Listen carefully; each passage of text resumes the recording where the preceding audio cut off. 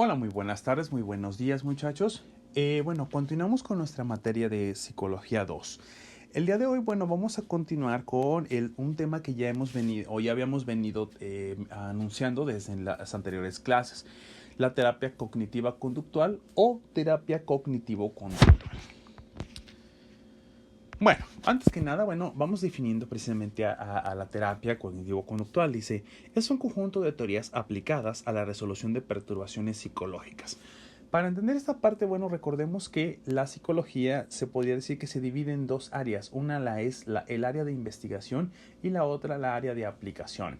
En el área de investigación, pues básicamente nosotros hemos estado lo que es durante todos estos días. Es decir, el área de investigación es cuando la psicología busca resolver ciertas o crear ciertas teorías con respecto ya sea al funcionamiento de los procesos psicológicos básicos, como lo hemos ido viendo en la semana anterior, pero también, por ejemplo, al cómo se desarrolla la personalidad y demás, que lo hemos ido viendo a lo largo de estos anteriores días en esta semana.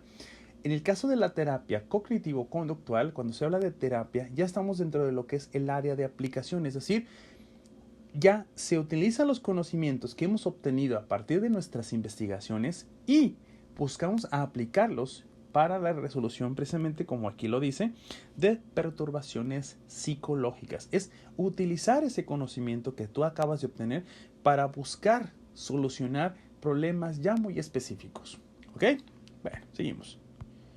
Este tipo de terapias, se ha aplicado con buenos resultados en el tratamiento de patologías, es decir, de un conjunto de síntomas que corresponden a una enfermedad determinada, pero también de enfermedades crónicas. Una enfermedad crónica es una enfermedad que se ha mantenido a lo largo de un determinado tiempo en el organismo de una persona y que se considera que no va a desaparecer y que el tratamiento que se otorga solo es para controlar la enfermedad, pero no para erradicarla. Y la enfermedad, va a estar ahí continuamente.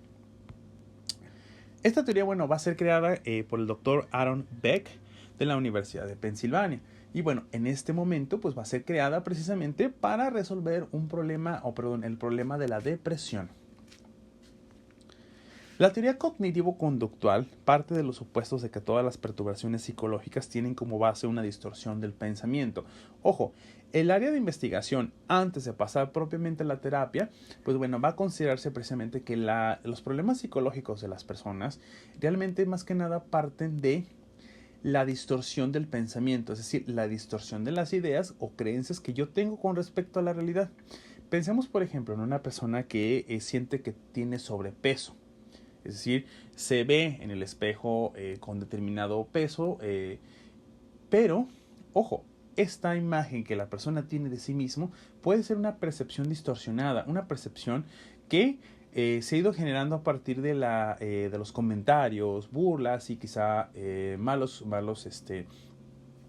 comentarios, de las personas con las que convive. Esto ha ido generando una percepción de sí mismo o de sí misma de que es una persona que tiene exagerado sobrepeso, cuando a lo mejor en la realidad, si tú ves a esa persona, realmente no lo está, o inclusive se encuentra prácticamente tan delgado que puede llegar a sufrir una enfermedad como resultado precisamente de esa pérdida de peso tan exagerada. Sin embargo, la persona sigue viéndose con sobrepeso. O sea, es una percepción distorsionada. Lo que va a decir entonces la teoría cognitivo-conductual y después la terapia cognitivo-conductual va a utilizar estos elementos es que los problemas psicológicos de las personas se encuentran fundamentados en la mal creencia o una creencia distorsionada de la realidad. ¿Va? Seguimos. Esto implica, que una evaluación realista y la consiguiente modificación del pensamiento podrían generar una mejoría en el comportamiento del ser humano. Es decir, de manera muy simple, al menos hasta aquí, se consideraría que si se lograra hacer comprender a la persona o hacer ver su propia realidad mediante argumentos, mediante una conversación con esta persona, mediante terapia precisamente, se lograra mostrarle a la persona cuál es su realidad, es decir, crear una evaluación justa, verdadera de su propia situación, en teoría se modificaría precisamente el pensamiento y modificaríamos precisamente la imagen que tiene de sí misma y por ende modificaríamos la conducta de esta persona. ¿Ok? Aquí lo estoy explicando de manera muy simple, muchachos. Sin embargo, bueno, la terapia cognitivo-conductual sí es un poquito más compleja. Lo que vamos a hacer aquí es precisamente trabajar todos los temas con puntos, vaya, muy básicos, ¿va? Si hay alguna duda, pues ya saben, pueden hacerlo llegar directamente por mensaje. Ahora bien, ¿cuáles son los postulados? Aunque ya los hemos ido de alguna manera haciendo notar. La primera, bueno, la terapia cognitiva se basa en el modelo cognitivo, que plantea la hipótesis de que las percepciones de los eventos influyen sobre las emociones y los comportamientos de las personas. Es decir, la forma en que yo percibo el mundo o a mí mismo dentro de ese mundo es lo que en última instancia generará precisamente ciertas emociones y por ende ciertos comportamientos. Esto ya lo he venido más o menos dibujando en anteriores clases, ¿va? Ya he ido más o menos mencionando cómo es que la percepción que yo tengo del mundo y de mí mismo pueden generar precisamente esa distorsión de la realidad. Y por ende, una emoción determinada y por ende, un comportamiento determinado. Dice, los sentimientos, no, perdón, los sentimientos no están determinados por las situaciones mismas. Es decir, las personas por lo regular no experimentamos una emoción con base a la realidad, a la situación real. Dice, sino más bien por el modo como las personas interpretan esas situaciones. Es decir, la forma en que yo percibo la realidad, no como es en sí misma, es lo que genera precisamente las creencias y después las emociones y después mi comportamiento ante el mundo. Si yo, por ejemplo, veo que muchas personas a lo mejor no me hablan y demás y regularmente rehuyen mi presencia, a lo mejor esas personas realmente lo están haciendo por otras circunstancias, a lo mejor porque, no sé, a lo mejor en esos momentos específicos no tenían el tiempo suficiente para acercarse conmigo, o porque las personas, por ejemplo, andaban tan distraídas en sus cosas que pues no notaron que yo estaba ahí. La persona, o en este caso yo, podría interpretar esa situación como que las personas no quieren estar conmigo. Y eso me va a llevar en última instancia a una creencia de que a lo mejor yo no soy lo suficientemente bueno para que las personas quieran estar conmigo. Pero esa es una creencia. Y esa creencia me va a hacer sentir tristeza, me va a hacer sentir mal, me va a hacer sentir inclusive enojado. Y por ende me va a llevar a comportarme de determinada manera con las personas. Por ahí va la situación, ¿va? Dice, la mente, bueno, se encuentra dividida en ciertos niveles. Pensamientos automáticos, creencias, actitudes, reglas y presunciones. Ahorita voy a ir explicando cada una de ellas. El pensamiento automático, dice, es la idea que surge en nuestra mente de manera directa en el momento en que tenemos contacto con la realidad y en específico con algún elemento de la realidad. Por ejemplo, pensemos en el momento en que nos enfrentamos a un platillo de que involucra brócoli. En ese momento tengo una reacción de asco ante ese objeto de la realidad.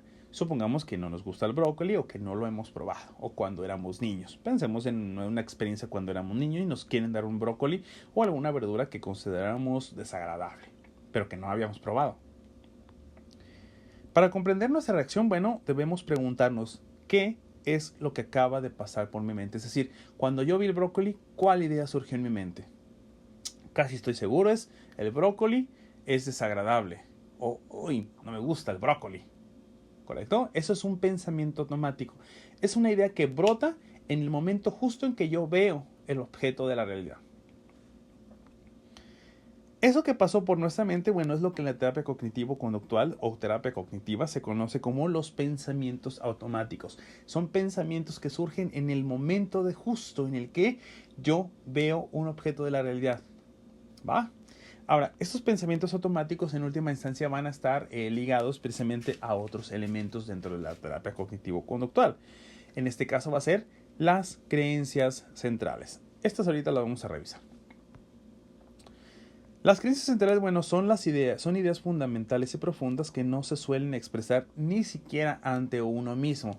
Básicamente son ideas o creencias que hemos ido formando a lo largo de nuestra historia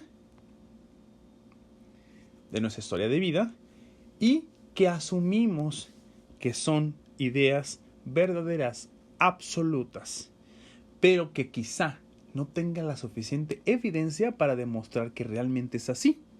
Por ejemplo, en el caso del brócoli, si analizáramos cuál es nuestra creencia, bueno, la creencia sería precisamente que el brócoli es malo, que tiene un mal sabor, que nos va a producir casi vómito, o que en su momento no va a ser tan agradable estarlo probando, o que el brócoli en sí mismo es horrible. Esa es una creencia que hemos ido formando a lo largo de nuestra historia. Por ejemplo, dice la persona que tuvo la reacción sobre el brócoli, bueno, ha desarrollado la creencia central de que el brócoli es una verdura bastante desagradable. Esta creencia surge a partir de que el niño ha sabido por amigos o inclusive por la misma familia, puede ser, que el brócoli es precisamente desagradable. Y esto, bueno, va a repercutir a que en el momento en el que el niño tiene frente a sí el brócoli y que se le viene la posibilidad de ingerirlo, de comerlo, pues en automático surge ese pensamiento automático de decir, bueno, es malo y por ende, bueno, me va a saber bastante feo. ¿Correcto? Ok, seguimos. Las creencias centrales, bueno, inciden en una segunda forma de creencias, las creencias intermedias, las que consisten en una actitud, una regla o expectativa y una presunción. Ok, vamos tratando de desentrañar esta parte. La creencia central, pues ya lo habíamos dicho, el brócoli es una verdura desagradable. Esto va a incidir precisamente en una actitud, es decir, en un interés. ¿Cuál va a ser mi interés? Evitar a toda costa comer brócoli y procurar comer solo aquellas verduras o solo aquellos alimentos que para mí o desde mi creencia son buenos. La regla, jamás comer brócoli. Es decir, vamos elaborando reglas. No comamos brócoli. Evitemos todos los alimentos que tengan brócoli. Expectativa, pues que el brócoli, desafortunadamente, si lo comemos, va a producir una muy mala experiencia en nuestra comida. A lo mejor hasta si hay una comida que nos gusta y le anexamos el brócoli, imagínate, ¿no? La expectativa es que pues esa comida va a ser muy mala para mí de aquí en adelante y que va a arruinar mi comida. Y la presunción, pues bueno, va a ser no es otra cosa más que el presuponer que si yo como tal comida con brócoli, pues me va a arruinar la preferencia por esa comida, ¿va? Entonces, pero todo va a partir precisamente de una creencia central, que es la de el brócoli es una verdura desagradable. ¿Vamos comprendiendo un poquito la idea, muchachos? Perfecto. Ahora sí, relación entre la conducta y los pensamientos automáticos. Surge la creencia central, el brócoli es una verdura desagradable. Surge la creencia intermedia, que ya habíamos dicho que puede ser la actitud, la expectativa o en su momento la regla. Después, ¿qué es lo que pasa? Tienes una situación como la de que te ponen la comida con el brócoli. Surge un pensamiento automático. Surge una emoción. En el caso del brócoli, esta emoción de desagrado completamente respecto al brócoli. Y por ende, en última instancia, surge el comportamiento, inclusive de retirar el brócoli o simple y sencillamente de agarrar el plato y devolvérselo al mesero porque no te gusta el brócoli. O en el caso de los niños, pues simplemente manotear para alejar esa cuchara con brócoli de su vista porque le resulta tan desagradable. ¿Correcto? Ok. ¿Qué propone la terapia cognitivo-conductual? ¿Qué pasaría si te pudieran demostrar que el brócoli no es tan malo? Voy a poner un ejemplo. Cuando tú te iban a dar brócoli o alguna otra verdura cuando eras niño y que no la habías probado, tu madre o tu padre te decían, pero ya lo probaste. Y tú le decías, no. Entonces, ¿cómo sabes que es malo y que sabe malo? Aquí, de manera muy simple, podríamos decirlo, repito, porque la terapia cognitivo-conductual va mucho más allá, pero aquí estaremos hablando de un ejemplo muy básico, ¿no? Diríamos que nuestros padres están utilizando precisamente ciertos procedimientos de la misma terapia cognitiva-conductual o terapia cognitivo-conductual, es decir, buscan mostrar que nuestra creencia es errónea Y en el momento en que nos demuestran que la creencia es errónea, en automático todo lo demás va a cambiar. Nuestros pensamientos automáticos, nuestras emociones e inclusive nuestros comportamientos. Tan es así que muchos de nosotros en algún momento llegamos a comer la verdura. Y nos decían, si la pruebas y no te gusta, entonces sí puedes dejar de comerla. Pero regularmente, ¿qué es lo que pasaba? Las personas le encantaba el brócoli, le gustaba su sabor. Y entonces terminaba comiendo brócoli casi en todo, ¿no? Entonces, se fijan cómo una creencia puede generar muchísimas complicaciones. Bueno, la terapia cognitivo-conductual puede ser aplicada tanto en la vida cotidiana para resolver perturbaciones como la depresión y demás, pero también puede ser inclusive utilizada en elementos como elementos sociales.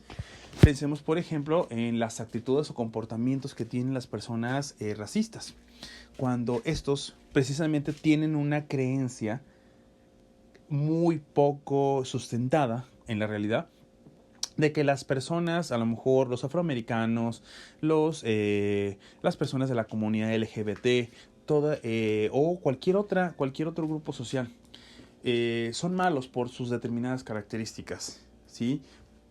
Las personas racistas, básicamente aquí lo que tienen es una creencia distorsionada, o como en la terapia cognitivo-conductual se conoce, una creencia disfuncional, es decir, una creencia que no se sustenta en la realidad, pero que repercute en actitudes, en pensamientos automáticos y en última instancia, desafortunadamente, en acciones.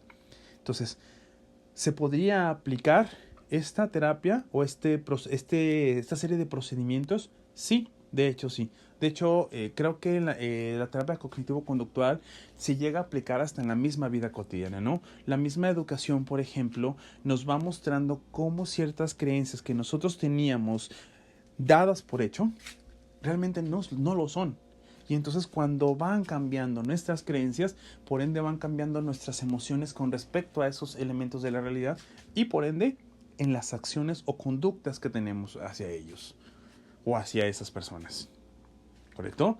Entonces, de manera muy simple, esta es pues lo que se entendería como la terapia cognitivo-conductual. Si alguien desea introducirse más a fondo en el tema, bueno, con gusto yo les puedo pasar por ahí un texto para que es un texto de hecho que tiene, pues está explicado de una manera muy simple todos los procedimientos y demás, todos los conceptos básicos y demás de la terapia cognitivo-conductual, ¿va? Si gustan, pues me hacen llegar un mensaje y con todo gusto se los paso, ¿va? Por el momento, bueno, estaríamos llegando hasta aquí al día de hoy, ¿va? Recuerden hacer sus anotaciones, recuerden hacer pues las anotaciones prácticamente de todo el tema, porque prácticamente todo lo que aparece allí pues es fundamental, es importante. De igual manera, todos los comentarios que yo voy haciendo a lo largo de esta presentación o de este video, pues en algún momento también es fundamental. Es mi manera de ir como explicando ciertas cosas que a lo mejor en su momento pueden parecer confusas, ¿va? Ok, sin más que decir, pues me resta decir solamente muy buenas tardes, muchachos.